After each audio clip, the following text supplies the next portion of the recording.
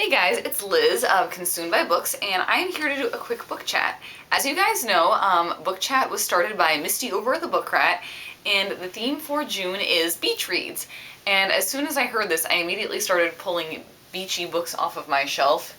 I picked all of these for really different reasons, so I'm just going to share why I think these are beach reads as I go along. My stack is smaller than it normally is for book chats because I was very picky and very specific, like if I was on the cusp about something I didn't pull it off. But this is what I've picked out so far. I have A Midsommars Nightmare by Cody Keplinger. One thing I always love in a beach read is a nice romance, and there is a little bit about that in this book, which I'm not going to say anything more about because otherwise it might get spoilery. Another thing about this book is that it does actually take place during the summer, and in this house, the main character, Whitley, in this book, the main character, Whitley, stays at a house where there is a pool, so that makes it very summery. This book does have a couple of heavier elements. Again, I'm not going to get into those because I don't want to spoil it, but I think that, this is a very fast read. All of Cody's books are. They're very character-driven. You really want to read and find out, how is this character going to change? What is she going to be like at the end of the book versus the beginning? And it really makes you want to just read the whole thing and gobble it up in one sitting. That's about how quickly I read this one. Maybe 2 or 3 sittings, but it was a fast one. My next pick is the Sisterhood of the Traveling Pants series. This is by Anne Brashares. I actually recently reread this one. For one thing, I think this makes a great summer read because it has a lot of travel in it. We have one character who goes to Greece, one who's in California for soccer camp, we have another who is in the DC area. No wait, not in the DC area, I forget where she is, maybe like one of the Carolinas. So I think that, reading about the olive groves in Greece and about the ocean in California, it reminds you a lot of the vacations that you've been on that have felt really summery. Like, I went to the Mediterranean when I was in college, and it was so beautiful, and even though I went in March, it still felt like it could have been summer because it was so nice out. So there's that. Sorry about my phone in the background. It also has a really great element of friendship, and that makes this book a really quick read because you just love reading about how all of these girls' stories are tied together. So I definitely recommend this one if you're looking for a good beachy read. My next pick is Garden Spells by Sarah Addison Allen. For those of you who don't know, Sarah Addison Allen writes magical realism, and her books always have really good descriptions of food. You just read one of her books and you want to eat everything that she has described. This one has a bit of magic. It's about a garden, obviously. And the thing was that as I read this, I just wanted to eat all of the things that grew in the garden that she was describing. It's the type of book that really makes you crave an exotic salad, if that makes sense, a salad with ingredients that you wouldn't normally expect. That's something other than just, tomatoes and cucumbers and typical salad stuff. And I don't know about you guys, but I view salads as a very summery food because they are so light and refreshing. So I think that's the main reason why I think of this one as a beach read. It's also another one that I read very quickly.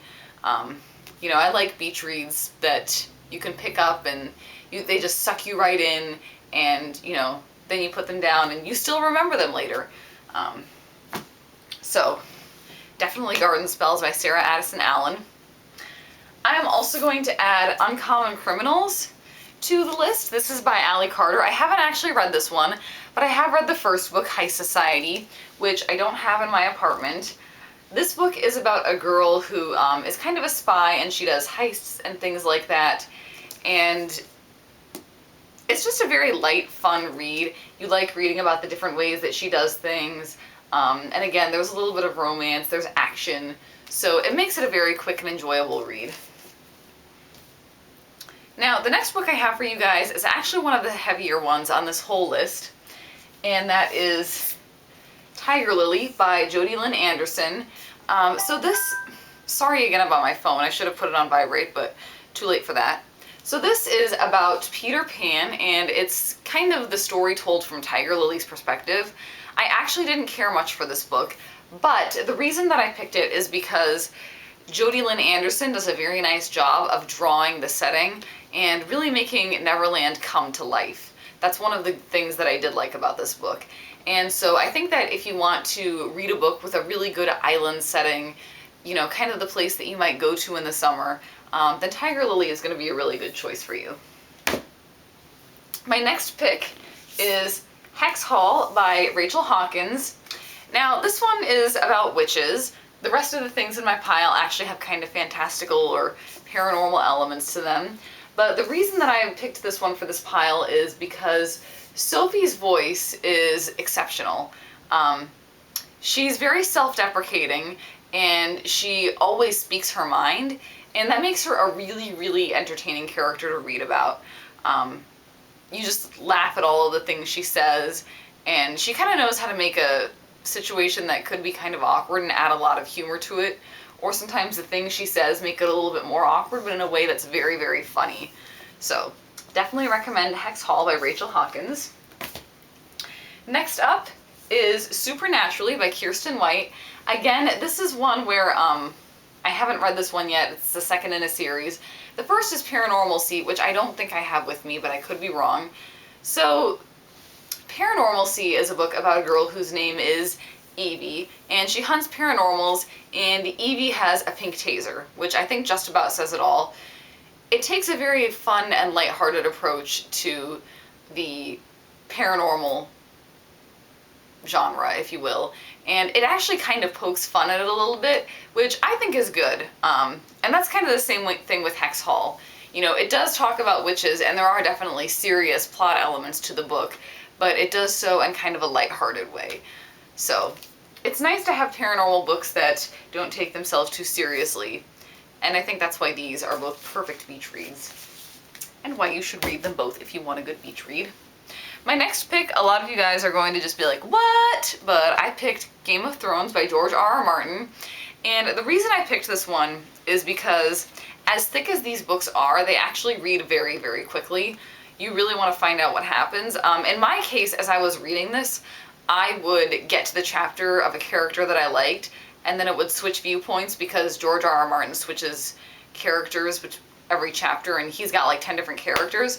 So usually the reason I would keep reading is because I'd read about the character I liked, and then I would want to get back to them, so I would sit and read for another half hour until I got another Daenerys chapter or whatever. So definitely a Game of Thrones by George R.R. Martin, and I did actually enjoy this book quite a bit. I plan on reading the rest in the series. I'm thinking once summer reading is over at work, then book 2 is going to be my reward. And my last pick is Soulless by Gail Carriger. Again, I think this is another take on the paranormal that doesn't take itself too seriously. The other reason I picked this one is because the voice is really well done, and that means that this book is really easy to get sucked into. And once you're in, and you know, like I said, I think the voice is really well done, and it's just something that you fall into and you get used to, and soon you're laughing along with the jokes and all of that good stuff.